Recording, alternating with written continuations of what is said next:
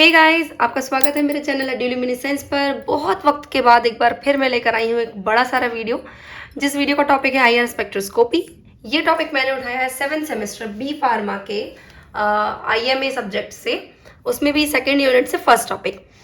Exam point of view से देखें तो आप किसी भी यूनिवर्सिटी को उठा लीजिए, आईआर स्पेक्ट्रोस्कोपी एक बहुत ही इंपॉर्टेंट टॉपिक होता है। और अगर मैं बात कर लूँ कॉम्पिटिटिव एग्जाम्स जैसे कि जीपैट नाइपर की, तो वहाँ पर भी ये एक इम्पॉर्टेंट टॉपिक होता है। तो सारे एस्पेक्ट से देखा जाए तो है तो टॉपिक इम्पॉर्टेंट। तो क्यों ना टाइम वेस्ट ना करते हुए हम वीडियो की तरफ चल लेते हैं। तो शुरू कर रहे हैं आज का वीडियो। सबसे पहले समझ लेते हैं कि स्पेक्ट्रोस्कोपी क्या होता है। देखो, स्पेक्ट्रोस्कोपी दो शब्दों से मिलकर बना है। स्पेक्ट्रो मतलब होता है स्पेक्ट्रम। स्पेक्ट्रम क्या होता है? स्पेक्ट्रम मतलब ग्रुप ऑफ लाइट, है ना, जिसके अंदर अलग अलग किस्म की लाइट का एक ग्रुप हो। उसकी स्टडी जब हम करते हैं तो उस पूरी टेक्निक को हम कहते हैं स्पेक्ट्रोस्कोपी। जब हम स्पेसिफिक एक कोई लाइट उठा लें, जैसे यूवी उठा ले, तो हो जाता है यूवी स्पेक्ट्रोस्कोपी। वैसे ही अगर हम आईआर लाइट का इस्तेमाल कर रहे हैं, आईआर रेडिएशन का इस्तेमाल कर रहे हैं एनालिसिस करने के लिए, तो वो हो जाएगा आईआर स्पेक्ट्रोस्कोपी। अब आईआर स्पेक्ट्रोस्कोपी के अंदर क्या है कि ये वो स्पेक्ट्रोस्कोपी है जिसके अंदर इंफ्रारेड रीजन जो होता है इलेक्ट्रोमैग्नेटिक स्पेक्ट्रम का, उसके थ्रू हम एनालिसिस करते हैं केमिकल कंपाउंड्स का। अब ये जो लाइट है, इसके साथ क्या कहानी है कि इसकी वेवलेंथ ज़्यादा होगी। हम किससे कंपेयर कर रहे हैं इसको? यूवी और विजिबल से कंपेयर कर रहे हैं। तो इसकी जो वेवलेंथ होगी वो ज़्यादा होगी यूवी और विजिबल से, लेकिन इसकी फ्रिक्वेंसी कम होगी। सीधी सी बात है, क्योंकि वेवलेंथ और फ्रिक्वेंसी में कैसा कनेक्शन होता है? इन्वर्सली प्रोपोर्शनल का। It covers the range of techniques mostly based on absorption spectroscopy. यानी कि ये किस टाइप की टेक्निक है? ये टेक्निक है एब्जॉर्प्शन स्पेक्ट्रोस्कोपी की। यहाँ पर एब्जॉर्प्शन होता है लाइट का। अब हम समझ लेते हैं आईआर स्पेक्ट्रोस्कोपी, जिसकी हम काफ़ी देर से बात कर रहे हैं। ये आईआर स्पेक्ट्रोस्कोपी के अंदर टोटल कितने रीजन होते हैं? देखो, एक कहानी मैं आपको बताऊं, एक रेंज आपको मैं बताऊं, तो जैसे मैंने यूवी के केस में बताया था, यूवी की रेंज होती है 200 से 400 नैनोमीटर।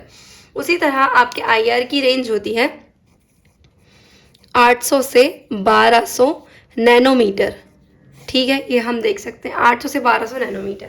लेकिन हम आमतौर पर आईआर की जो रेंज होती है उसको नैनोमीटर में ना बता करके वेव नंबर में, वेव लेंथ में ना बता करके वेव नंबर में बताते हैं। और सिंपली वेव नंबर क्या होता है? ये होता है रेसिप्रोकल ऑफ वेव लेंथ, है ना, इन सेंटीमीटर।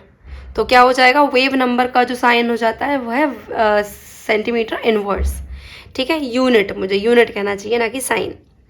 अब आईआर के अंदर 3 अलग अलग रीजन्स हैं, नियर आईआर, मिड आईआर, फार आईआर।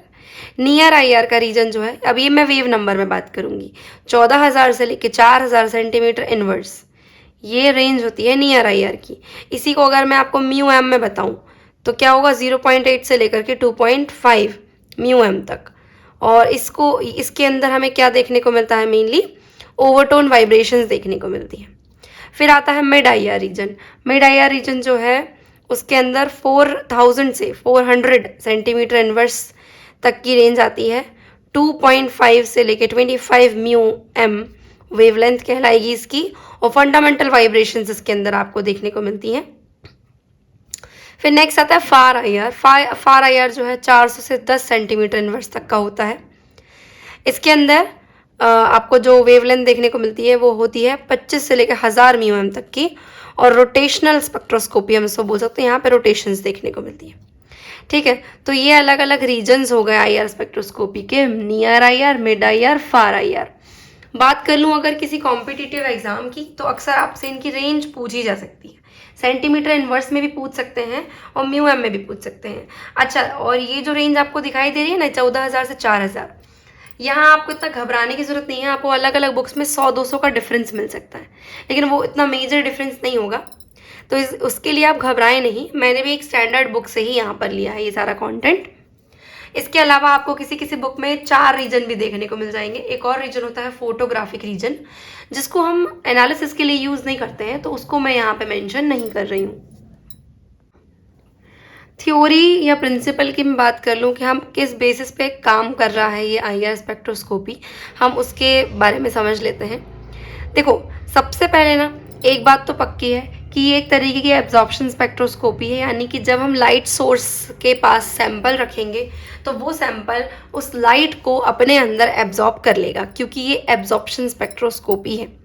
ठीक है। अब सवाल ये है कि जो एब्जॉर्प्शन हो रहा है वो एब्जॉर्प्शन किस बेसिस पे हो रहा है। तो देखिए यहाँ पे क्या लिखा है, IR spectroscopy exploits the fact that molecule absorb specific frequencies that are characteristic of their structure.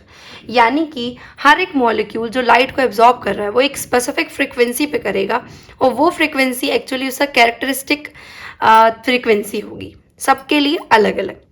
अब नेक्स्ट बात क्या आती है, the frequency of the absorbed radiation matches the frequency of the bond or group that vibrates. The frequency of vibrations can be associated with a particular bond type. यानी कि क्या, वो frequency light की, वो वाली फ्रीक्वेंसी जिस पर की लाइट एब्जॉर्ब हो रही है, वो कौन सी फ्रीक्वेंसी होगी जो ऑलरेडी उस बॉन्ड में प्रेजेंट होगी वाइब्रेशन के लिए। हर एक बॉन्ड अपनी स्पेस पर, अपनी जगह पर वाइब्रेट करता है, तो वो एक स्पेसिफिक फ्रीक्वेंसी से वाइब्रेट करता है और इस वाइब्रेशन में जो फ्रीक्वेंसी प्रोड्यूस हो रही है लाइट की या एनर्जी की, सिर्फ वो वही फ्रीक्वेंसी को एब्जॉर्ब कर सकता है। जब हम आईआर लाइट को पास करवाते हैं सैंपल से, तो सैंपल अपनी स्पेसिफिक फ्रीक्वेंसी के लाइट को ही एब्जॉर्ब कर पाता है। ठीक है। अब नेक्स्ट चीज़ क्या आती है कि ऐसे कौन से कंपाउंड्स होंगे जो कि आईआर लाइट को एब्जॉर्ब कर पाएंगे। सब तो नहीं कर पाएंगे, ये सब कर पाएंगे तो ऐसी क्या खास बात है सब में कि वो कर पाएंगे। देखो, in order for a vibrational mode in a molecule to be IR active, it must be associated with change in the permanent dipole। एक टर्म आया है यहाँ पर डायपोल, यानी कि हमारा जो भी कंपाउंड IR रेडिएशन को एब्जॉर्ब करने वाला है उसके अंदर एक खास चीज़ होनी चाहिए, वो है डायपोल। यानी कि अगर मैं बात करूँ तो उसके अंदर दो पोल दिखाई देने चाहिए, एक पॉजिटिव एक negative, partial positive partial negative, कुछ भी कह लें आप। जैसे मैं बात कर लूँ HCl, ये पार्शियली पॉजिटिव है, ये पार्शियली नेगेटिव है ना। तो इस तरीके के कंपाउंड होने चाहिए जो कि डायपोल होते हैं या डायपोल मोमेंट शो करते हैं। कोई भी कंपाउंड जो कि नॉन पोलर है, नॉन पोलर से मेरा मतलब उसमें कोई पोल नहीं है प्लस माइनस, जैसे कि ये Cl2 Cl, मुश्किल है इसमें एक पॉजिटिव एक नेगेटिव पता कर पाना, तो इसलिए ये आईआर एक्टिव नहीं होगा, लेकिन ये आईआर एक्टिव होगा। ठीक है। अब नेक्स्ट चीज़ क्या आती है कि आईआर स्पेक्ट्रोस्कोपी के अंदर जब हम आईआर लाइट को अपने सैंपल को देते हैं, वो सैंपल इस लाइट को एब्जॉर्ब करते हैं और एब्जॉर्ब करने के बाद उसमें कुछ वाइब्रेशंस होती हैं, है ना। तो वो जो वाइब्रेशंस हो रही हैं वो कितने टाइप की हैं, तो अलग अलग टाइप की वाइब्रेशंस होती हैं मॉलिक्यूल्स के अंदर स्पेसिफिक फ्रीक्वेंसीज पर। पहला वाइब्रेशन का मोड है स्ट्रेचिंग और नेक्स्ट है बेंडिंग। स्ट्रेचिंग मतलब बॉन्ड एंगल में, बॉन्ड लेंथ में चेंजेस। ठीक, ये दो आपस में जुड़े हुए हैं एटम्स, इनके बीच में एक स्पेसिफिक बॉन्ड लेंथ है। जब स्ट्रेच होगा तो बॉन्ड लेंथ कम ज़्यादा होगी इसकी, है ना। तो बॉन्ड लेंथ में जब चेंजेस आते हैं तो उसे हम कहते हैं स्ट्रेचिंग, और जब बॉन्ड एंगल में बदलाव हो जाता है तो उसको हम कहते हैं बेंडिंग। स्ट्रेचिंग दो तरीके की होती है, अब मुझे इसका सहारा लेना चाहिए समझाने के लिए। देखिए, स्ट्रेचिंग दो तरीके की होती है, सिमेट्रिक और असिमेट्रिक। हम क्योंकि स्ट्रेचिंग की बात कर रहे हैं तो देखो ये सेंट्रलाइज्ड एटम है, सेंटर में है। अब अगर सिमेट्रिक होगी, हम बात कर रहे हैं सिमेट्रिक स्ट्रेचिंग की, अगर सिमेट्रिक स्ट्रेचिंग होगी तो क्या होगा, दोनों ही सेम दिशाओं में मूव करेंगे, लाइक दिस, अप डाउन, यानी दोनों एक साथ जा रहे हैं ऊपर, एक साथ नीचे। तो ये मूवमेंट क्या हुआ, स्ट्रेचिंग का सिमेट्रिक। असिमेट्रिक मतलब एक आगे एक पीछे या एक ऊपर एक नीचे, इस तरीके का जो मूवमेंट है देख सकते हो यहाँ पे, एक नीचे आ रहा है एक ऊपर आ रहा है, तो ये क्या, असिमेट्रिक स्ट्रेचिंग। नेक्स्ट आता है बेंडिंग। बेंडिंग में फर्दर दो टाइप होते हैं, इन प्लेन आउट प्लेन। इन प्लेन के अंदर आता है scissoring and rocking. Scissoring like this, मतलब ये प्लेन है, जैसे ये मैंने बनाने की कोशिश की है, जो पूरा दिख रहा है ये प्लेन है, प्लेन पे ये मॉलिक्यूल्स हैं, कैसे मूव कर रहे हैं, सीधा, सिजरिंग, कैंची की तरह, प्लेन से बाहर नहीं जा रहे हैं, प्लेन में ही मूव कर रहे हैं और बॉन्ड एंगल बदल रहे हैं। ठीक। नेक्स्ट आता है रॉकिंग। रॉकिंग मतलब दोनों सेम डायरेक्शन मूव कर रहे हैं, लाइक दिस, है ना। ये सिजरिंग में क्या हो रहा था, ऐसे हो रहे थे सिजर की तरह, और रॉकिंग में सेम डायरेक्शन में मूव करके एक दूसरे के पीछे भाग रहे हैं, इसको हम क्या कहते हैं, रॉकिंग कहते हैं, इसमें भी इन प्लेन मूवमेंट है। नेक्स्ट आता है आउट प्लेन। आउट प्लेन के अंदर क्या होगा, ट्विस्टिंग एंड वैगिंग। ट्विस्टिंग यानी कि मान लो ये एक प्लेन है, ये एक प्लेन है, जब मूवमेंट प्लेन के बाहर जाने लगे, जैसे ये समझने की कोशिश करो, ये सेंटर एटम है, ये प्लेन के ऊपर, ये प्लेन के नीचे, है ना, दोनों अलग अलग भाग रहे हैं, ये क्या हुआ, ट्विस्टिंग। आप इसको ऐसे भी डिनोट कर सकते हो। वैगिंग, वैगिंग में क्या होगा, दोनों या तो एक साथ ऊपर या तो एक साथ नीचे, एक साथ ऊपर एक साथ नीचे, तो ये क्या हुआ, वैगिंग हुआ। इसको ऐसे भी डिनोट कर सकते हो। तो ये है मोड्स ऑफ वाइब्रेशन। हर एक बॉन्ड एक स्पेसिफिक फ्रीक्वेंसी या एक स्पेसिफिक वेव नंबर पर अलग अलग मोड ऑफ वाइब्रेशन शो करता है, और इसी के बेसिस पर, ध्यान से सुनिएगा मेरी बात, इसी के बेसिस पर हम IR स्पेक्ट्रोस्कोपी के मदद से किसी भी स्ट्रक्चर के फंक्शनल ग्रुप्स को फाइंड कर सकते हैं। देखो अब कोई मॉलिक्यूल कितने वाइब्रेशनल मोड शो करेगा, उसके लिए आपको फॉर्मूले दिए जाते हैं। 2 फॉर्मूले हैं यहाँ पर। Linear molecules have 3n-5 degrees of vibrational mode. अगर कोई लीनियर मॉलिक्यूल है जैसे कि बेंजीन, उसके अंदर क्या होगा, 3n-5 degrees of vibrational mode होंगे। अभी कैसे पता चलेगा, n की वैल्यू क्या है, number of atoms, benzene C6H6 यानी 6 कार्बन 6 हाइड्रोजन, टोटल कितनी हुई, 12। तो ऐसे हमको n की वैल्यू निकाल लेनी है। नॉन लीनियर के लिए क्या होगा, 3n-6, जैसे कि पानी H2O, है ना, या फिर कोई भी कंपाउंड जो आप लेते हो, साइक्लोहेक्सेन वगैरह कुछ भी, वो सब किस में आ जाएंगे, नॉन लीनियर में आ जाएंगे। नेक्स्ट क्या है, simple diatomic molecules have only 1 bond and only 1 vibration band, जैसे कि ये डायटोमिक, इसके अंदर कुछ भी नहीं होगा, ठीक है, एक ही बॉन्ड है, एक ही वाइब्रेशन बैंड होगा, इसलिए आपको ये कंप्लीटली IR एक्टिव ये नहीं होगा। बात कर ले रहे हैं इंस्ट्रूमेंटेशन ऑफ IR की। IR स्पेक्ट्रोस्कोपी में क्या इंस्ट्रूमेंटेशन यूज होता है, देख लो। देखो, शुरुआत हमें करनी होती है सोर्स ऑफ लाइट से। हमें लाइट चाहिए। लाइट में IR लाइट के लिए कौन कौन से लैंप्स होते हैं ये लिखे हैं। पहले इस वे में बता देती हूँ। हमें चाहिए होंगे लाइट सोर्स, दूसरा सैंपल हमें चाहिए, सैंपल के लिए होल्डर स्पेसिफिक, फिर हमें मोनोक्रोमेटर चाहिए जो कि हमें एक स्पेसिफिक वेवलेंथ की लाइट एक बार में दे, डिटेक्टर चाहिए उस लाइट को डिटेक्ट करने के लिए, और रिकॉर्डर चाहिए जो हमको ग्राफ बना के दे। इतनी चीज़ें हमें चाहिए एक इंस्ट्रूमेंटेशन के लिए। सोर्स ऑफ लाइट में हम यूज़ कर सकते हैं नन्स ग्लोबर सोर्स, इंडिकेसेंट लैम्प और मरकरी आर्क। नेक्स्ट है सैंपल में हम यूज़ कर सकते हैं सॉलिड, लिक्विड या गैसियस, किसी भी तरीके का सैंपल हम यूज़ कर सकते हैं। आपको यूवी शायद याद होगा, यूवी में हम सिर्फ लिक्विड सैंपल ले रहे थे या लिक्विड फॉर्म में सॉल्यूशन ले रहे थे, लेकिन यहाँ पर हम कुछ भी ले सकते हैं। मोनोक्रोमेटर के लिए हम मेनली ग्रेटिंग्स का इस्तेमाल करेंगे, और डिटेक्टर में हम bolometer, thermocouple, thermistor, pyroelectric detector बहुत सारे यूज़ कर सकते हैं। ये मैंने बनाने की कोशिश की डबल बीम IR स्पेक्ट्रोमीटर।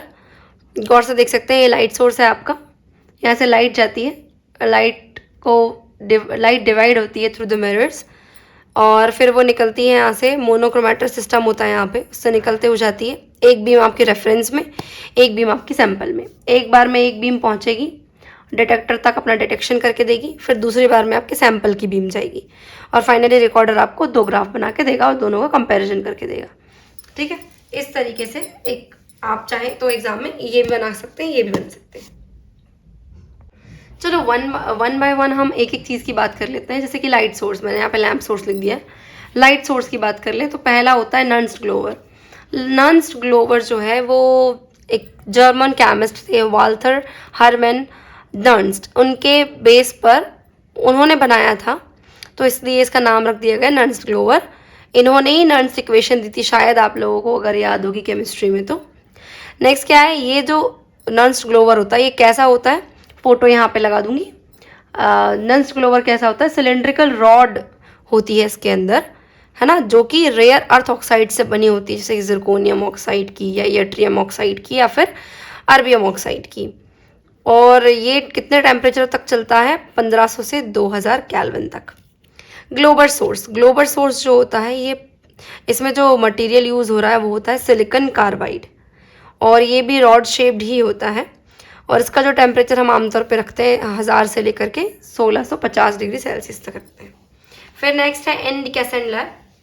जो इनकैंडेसेंट लैम्प होता है उसके अंदर क्या होगा, नॉर्मली बल्ब होता है इलेक्ट्रिक बल्ब की तरह, जिसके अंदर से लाइट का एमिशन होता है और इसमें एमिशन जो हो रहा है वो फिलामेंट के गर्म होने से होता है, ठीक है। और आमतौर पे इसमें हम टंगस्टन का फिलामेंट यूज़ कर सकते हैं, ये हम यूज़ कर रहे हैं।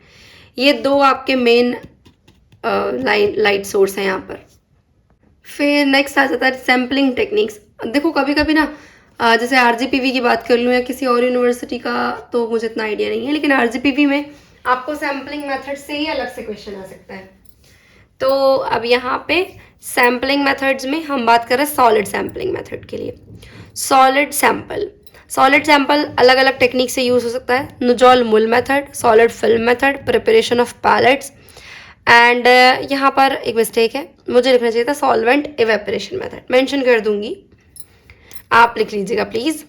हाँ जी, नुजॉल मुल मेथड में सिंपली क्या किया जाता है, सैंपल लिया जाता है सॉलिड पाउडर फॉर्म में, उसमें 10% पैराफिन ऑयल मिक्स किया जाता है और ग्राइंडिंग कर दी जाती है। कोशिश करते हैं 1:1 के रेशियो में लेने का, और उसे ग्राइंडिंग कर दी जाती है, पेस्ट बन जाता है। इस पेस्ट को कांच की डिस्क होती हैं छोटी छोटी, उनके ऊपर अप्लाई किया जाता है, प्रेस किया जाता है, एक फिल्म बन जाती है और इसको फिर इंस्ट्रूमेंट में रख दिया जाता है। नेक्स्ट आता है सॉलिड फिल्म मेथड, नहीं एक्चुअली यहाँ मुझे लिखना चाहिए था सॉल्वेंट इवेपोरेशन मेथड, इसको करेक्ट कीजिएगा प्लीज। हाँ, तो सॉल्वेंट इवेपोरेशन मेथड जो है इसके अंदर क्या है, इसके अंदर पहले जो सॉलिड होता है उसको डिसॉल्व किया जाता है एक ऑर्गेनिक सॉल्वेंट में, और उस ऑर्गेनिक सॉल्वेंट को एवेपोरेट करने के लिए छोड़ दिया जाता है। जैसे ही सॉल्वेंट एवेपोरेट हो जाता है सॉलिड की फिल्म आपको दिखाई देने लगती है, इसको हम यूज़ करते हैं। नेक्स्ट आता है प्रिपरेशन ऑफ पैलेट्स। पैलेट्स को हमें बनाना होता है। पैलेट्स बनाने के लिए हम क्या करते हैं, सॉलिड को कम्प्लीटली ग्राउंड कर लेते हैं, एकदम ग्राइंड करके फाइन पाउडर बना लेते हैं। फिर इसके बाद हम इसको मिक्स करते हैं एक सॉल्ट में। अब ये सॉल्ट कुछ भी हो सकता है, आमतौर पे हम KBR का इस्तेमाल करते हैं।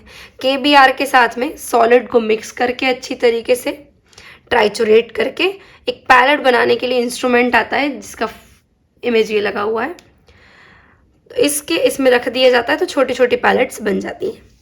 नेक्स्ट आता है solid film method. Solid film method में क्या किया जाता है, सॉलिड को सॉल्वेंट के साथ में मिक्स किया जाता है। जब वो मिक्स हो जाता है अच्छी तरीके से तो उसका थोड़ा सा अमाउंट लेकर के एक सैंपल सेल में फिल किया जाता है। कौन सी सैंपल सेल, जो लिक्विड के लिए इस्तेमाल होती है, उस सैंपल सेल में फिल किया जाता है। फिर उसे रोल किया जाता है। रोल करने के बाद में क्या होता है, वो जो सैंपल है वो पूरी दीवारों पे चिपक जाता है और फाइनली सॉल्वेंट को इवेपोरेट करवा दिया जाता है। तो ये सॉलिड की फिल्म बन जाती है लिक्विड सैंपल सेल पर, तो उसको ही इस्तेमाल किया जाता है एज सैंपल। नेक्स्ट होता है लिक्विड सैंपलिंग मेथड में क्या होता है, लिक्विड के एक ड्रॉप को लिया जाता है और हाईली पॉलिश्ड सॉल्ट प्लेट होती है उन पर प्लेस किया जाता है। फिर एक सॉल्ट प्लेट पे दूसरी सॉल्ट प्लेट रख दी जाती है जिससे वो लिक्विड प्रॉपरली फिल्म फॉर्म कर लेता है और फिर इसको यूज़ किया जाता है। फिर आता है गैस सैम्पलिंग मेथड। इसके अंदर गैस सैंपल्स जो होते हैं उनको गैस की जो सैंपल सेल होती है उसमें ऐड किया जाता है, मतलब उसके अंदर इनक्लोज किया जाता है और उसको सील करने के बाद में जो गैस सेल होती है उसमें IR लाइट को पास किया जाता है। इतने तरीके की आपकी सैम्पलिंग मेथड्स हो गई जो कि मैंने आपको शॉर्ट में समझा दी है। नेक्स्ट आता है मोनोक्रोमेटर। मोनोक्रोमेटर का क्या काम है, मोनो मतलब एक, क्रोमेटर मतलब कलर। वो डिवाइस जो कि इतनी सारी लाइट में से किसी एक स्पेसिफिक फ्रीक्वेंसी की लाइट को सेलेक्ट कर दे या एक वेवलेंथ की लाइट को सेलेक्ट कर दे, वो भी जो हमने चूज किए, उसको हम कहते हैं मोनोक्रोमेटर। यहाँ पे हम कौन कौन से मोनोक्रोमेटर्स का इस्तेमाल कर सकते हैं, metal halide prism, NaCl prism और ग्रेटिंग प्रिज्म या great metal grating. Metal halide prism जो होते हैं, अलग अलग जो मेटल हैलाइड्स हैं जैसे कि KBr, जैसे कि LIF, जैसे कि CeBr, इनको यूज़ कर सकते हैं। ये पहले यूज़ हुआ करते थे, अब नहीं इस्तेमाल होते हैं। NaCl के प्रिज्म यूज़ हो सकते हैं और ये पूरा आपको ये रीजन प्रोवाइड करता है, मतलब इस रीजन की लाइट को प्रॉपरली पास कर पाता है। फिर नेक्स्ट आती है ग्रेटिंग। अब इन दोनों को भूल जाओ, बस इसको याद रखो क्योंकि यही ज़्यादा इस्तेमाल होता है, मेटल ग्रेटिंग। ये जो है ज़्यादातर यूज़ होता है। क्यों? रेजोल्यूशन अच्छा है भाई इसका, है ना, ज़्यादा अच्छा रेजोल्यूशन है, आपको ज़्यादा प्रॉपर लाइट मिल रही है तो इसको यूज़ किया जाता है, और ज़्यादा लॉन्ग लास्टिंग भी है, इसलिए हम मेटल ग्रेटिंग्स को ज़्यादा यूज़ करते हैं। फिर नेक्स्ट आता है डिटेक्टर। डिटेक्टर के अंदर दो तरीके के डिटेक्टर हैं। थर्मल, जो कि टेम्परेचर बेस्ड डिटेक्टर है। दूसरे फोटो कंडक्टिंग डिटेक्टर, यानी जो कि फोटोन बेस्ड है। थर्मल डिटेक्टर में आ जाता है bolometer, thermocouple, thermistor, Golay cell, pyro electric detector. Photo conducting detectors में है फोटो सेल। फोटो सेल जहाँ तक मुझे याद है मैंने यूवी में आपको पहले से एक्सप्लेन किया, इसलिए इसको मैं यहाँ पर एक्सप्लेन नहीं करूँगी। बचते हैं डिटेक्टर में 5। इन 5 को भी मैं नहीं एक्सप्लेन कर रही हूँ, मैं इनमें से आपको इम्पॉर्टेंट वाले एक्सप्लेन कर दे रही हूँ। बोलोमीटर एक्सप्लेन करूँगी, पायरो इलेक्ट्रिक जो कि आमतौर पर इस्तेमाल होता है उसे एक्सप्लेन करूँगी, और इनमें से कोई भी मेरी पसंद का, जैसे कि गोलाई सेल। अगर आप चाहते हैं ये दोनों भी एक्सप्लेन कर दूँ तो कमेंट करके बता दीजिएगा, एक शॉर्ट में एक्सप्लेन कर दूँगी मैं आपको यूट्यूब शॉर्ट में। चलो अब समझ लेते हैं इनके डिटेक्टर्स के बारे में। सबसे पहले आता है बोलोमीटर। अच्छा, इसको देख कर किसी चीज़ की याद आई? हाँ भाई हाँ, 12th क्लास में आप लोगों ने शायद व्हीटस्टोन ब्रिज पढ़ा होगा, ये वही है, उसी पर ये काम करता है। अब देखो बोलोमीटर की कहानी कुछ ऐसी है। इसका मेन प्रिंसिपल ये है कि जब भी किसी सर्किट में करंट फ्लो होता है तो करंट जो है वो जैसे फ्लो हो रहा है, अगर हम उसका टेम्परेचर बढ़ा दें तो टेम्परेचर बढ़ाने पे करंट में रेजिस्टेंस डेवलप होगा, है ना। जैसे जैसे टेम्परेचर बढ़ेगा वैसे वैसे रेजिस्टेंस बढ़ेगा, और रेजिस्टेंस बढ़ेगा तो करंट घटेगा। इसी बेस पे आपको रीडिंग मिलेगी, ठीक है। इस तरीके का कुछ इंस्ट्रूमेंट है। यहाँ पर क्या है कि IR लाइट जो है यहाँ से IR लाइट एंट्री करेगी। यहाँ से कौन सी IR लाइट एंट्री करेगी? वो IR लाइट जो कि आपके सैंपल से होकर गुजरी है, ठीक है। अब देखो यहाँ पर मैं आपको वही डायग्राम थोड़ा सा एक्सप्लेन कर देती हूँ, क्योंकि अभी तक तो मैं आपको थियोरेटिकली सारी चीज़ें समझा रही थी। देखो ये आपका लाइट सोर्स है। अब ये लाइट सोर्स कुछ भी हो सकता है, नर्स्ट, ग्लोवर सोर्स, है ना, जिसकी अभी हमने थोड़ी देर पहले बात की थी। यहाँ से जब लाइट निकलती है तो ये लाइट होती है पॉलीक्रोमैटिक। पॉलीक्रोमैटिक का मतलब क्या होता है? पॉलीक्रोमैटिक का मतलब होता है इसके अंदर मल्टीपल रेंजेस हैं, है ना, लेकिन अभी हमको एक रेंज की लाइट चाहिए। अगर एक रेंज की लाइट हमको चाहिए तो फिलहाल मैं यहाँ मोनोक्रोमैटर लगा देती हूँ, ठीक है। तब हम मोनोक्रोमैटर का इस्तेमाल करते हैं। मोनोक्रोमैटर में हम एक स्पेसिफिक वेवलेंथ फीड करते हैं कि हमें बस वही वेवलेंथ की लाइट चाहिए, तो वही वेवलेंथ की लाइट आपकी आगे जाती है और पहुंचती है आपके सैंपल में। अब जो आपका सैंपल है वो लाइट को एब्जॉर्ब कर लेता है, और लाइट को एब्जॉर्ब करने के बाद में उसमें जो भी हुआ हो, बेंडिंग हुई हो, स्ट्रेचिंग हुई हो, जो भी हुई है, उसकी बात हम बाद में करेंगे रिजल्ट इंटरप्रिटेशन में। अभी बात कर लेते हैं सिर्फ एब्जॉर्प्शन की। ये थी इंसिडेंट लाइट I0, ठीक है, और ये थी ट्रांसमिटेड लाइट, ठीक है। वो लाइट जो हमने दी थी, वो लाइट जो हमको मिली है। अब ये जो ट्रांसमिटेड लाइट है वो जाती है किसके पास में? डिटेक्टर के पास में। डिटेक्टर क्या करेगा? ये इस सैंपल से होके गुजरी हुई लाइट को डिटेक्ट करेगा। सीधी सी बात है, I0 जो आपकी थी उसकी जो रीडिंग होगी वो ज़्यादा होगी। क्यों? आपने ज़्यादा लाइट दी थी, कुछ एब्जॉर्ब हो गई, और बची हुई लाइट कंपैरेटिवली कम होगी। डिटेक्टर यही डिटेक्ट करेगा कि कितना % ट्रांसमिटेंस आपको मिला है ना, यानी जो आपकी ट्रांसमिटेड लाइट है वो कितनी % आपको मिली है, ये चेक करके आपका डिटेक्टर देगा। तो उसको पता करना पड़ेगा कि कितनी लाइट आ रही है। अब जो IR में हम आमतौर पे डिटेक्टर्स इस्तेमाल करते हैं, ये बात ध्यान से सुनिएगा, जो IR में हम लाइट डिटेक्टर्स इस्तेमाल करते हैं वो IR की लाइट को कन्वर्ट कर देते हैं टेम्परेचर में, ठीक। जब ये टेम्परेचर में कन्वर्ट करते हैं तो ये एक सर्किट के अंदर कहानी चल रही होती है, भगोनी के अंदर नहीं है।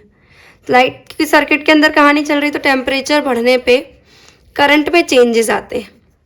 तो करंट में जो भी चेंजेस आते हैं वो आपको आपकी रीडिंग में मिलते हैं, और उन्हीं के बेस पे आपकी रीडिंग डिसाइड होती है, आप % ट्रांसमिटेंस डिसाइड होता है। अब समझते हैं, ये आई होप आपको समझ आ गया होगा। तो अब हम इसकी बात कर लेते हैं। अब देखो बोलोमीटर की बात चल रही है। बोलोमीटर में ये वाली लाइट, ट्रांसमिटेड लाइट, कहाँ से आई? यहाँ से आई।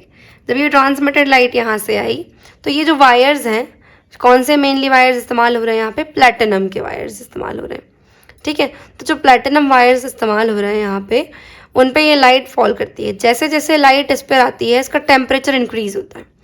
टेम्परेचर इंक्रीज होने की वजह से यहाँ पे रेजिस्टेंस इंक्रीज होता है, और जब रेजिस्टेंस इंक्रीज होता है तो करंट जो ऑलरेडी यहाँ पे फ्लो हो रहा था वो अचानक से कम होने लगता है। तो जो एम्पेरोमीटर है उसकी रीडिंग पहले से अलग हो जाती है। तो जितना डिफ्लेक्शन आता है उसके बेस पे डिसाइड होता है कि कितना अमाउंट ऑफ लाइट यहाँ पे एंट्री किया है। फिर इस सिग्नल को डिटेक्टर चेंज कर देता है उस तरीके से जो कि हमें सूटेबल है पढ़ने के लिए। फिर नेक्स्ट आता है गोलाई सेल। जो गोलाई सेल होती है कम इस्तेमाल होती है, इसके अंदर भी टेम्परेचर बेस्ड रीडिंग ही हमें मिलती है। इसके अंदर क्या किया जाता है? IR रेडिएशन यहाँ से एंट्री करती है। चैम्बर होता है, उसमें एक गैस फिल्ड होती है। गैस कौन सी हो सकती है? इनर्ट गैस हो सकती है, आर्गन, जीनॉन, ठीक है। आमतौर पे जीनॉन यूज़ होती है। अब जीनॉन गैस यहाँ पर फिल्ड है इस चैम्बर के अंदर। जैसे IR रेडिएशन यहाँ पे एंट्री करती है, IR एक के बाद एक आती जाएगी रेडिएशन।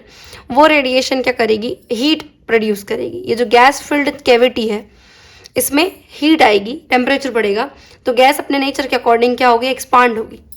इस एक्सपेंशन के वजह से यहाँ पर जो मेम्ब्रेन लगी हुई है वो डिफ्लेक्ट करना शुरू करे, यानी वो यहाँ मान लो पहले यहाँ थी, टेम्परेचर बढ़ा, गैस ने क्या किया? एक्सपांड होना शुरू किया। तो इस तरीके से डिफ्लेक्शन होता जाएगा, दूर खसकती जाएगी, और जैसे जैसे ये दूर होती चली जाएगी उसमें आगे की तरफ कनेक्टेड होगा PDA और उसके अकॉर्डिंग आपको रीडिंग मिलेगी। नेक्स्ट आता है पायरोइलेक्ट्रिक डिटेक्टर। पायरोइलेक्ट्रिक डिटेक्टर जो सबसे ज़्यादा इस्तेमाल किए जाते हैं। अब देखो पायरोइलेक्ट्रिक डिटेक्टर के अंदर क्या होता है? ये फेरो इलेक्ट्रिक मटेरियल के बने हुए होते हैं। इनकी खास बात ये होती है कि नॉर्मल ये रूम टेम्परेचर की मैं बात कर लूँ या नॉर्मल कंडीशन की मैं बात कर लूँ तो ये कुछ इस तरीके से होते हैं। मतलब कैसे दिख रहे हैं ये आपको?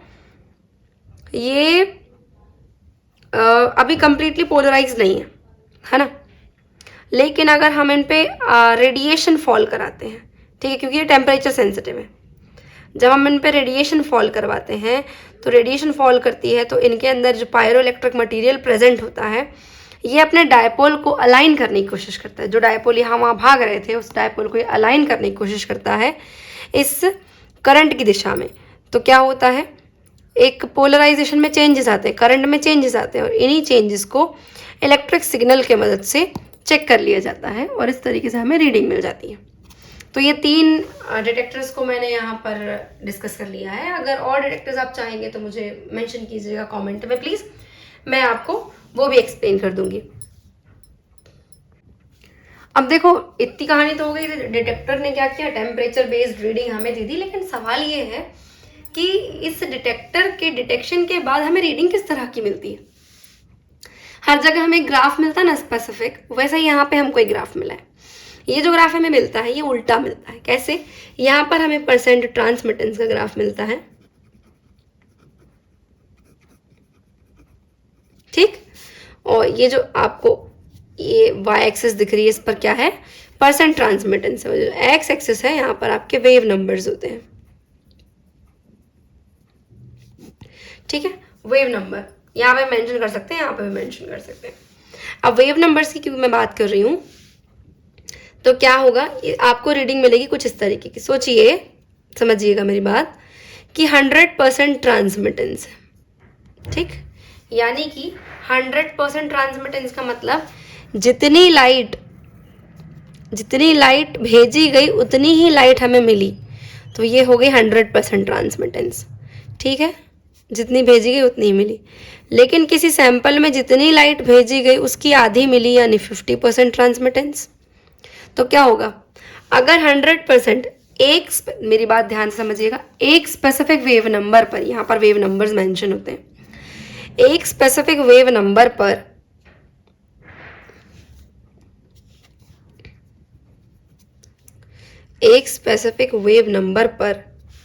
अगर लाइट ऐसी दिशा में जा रही है, सीधी सीधी, यानी कि उस स्पेसिफिक वेव नंबर की लाइट एब्जॉर्ब नहीं हो रही है। पर जैसे ही यहाँ पर इस तरीके के डिप्स आपको दिखाई देते हैं, यानी कि इस स्पेसिफिक वेव नंबर, ये वाले वेव नंबर की लाइट एब्जॉर्ब हुई है आपके सैंपल में, ठीक है, इसलिए ट्रांसमिटेंस घट गई।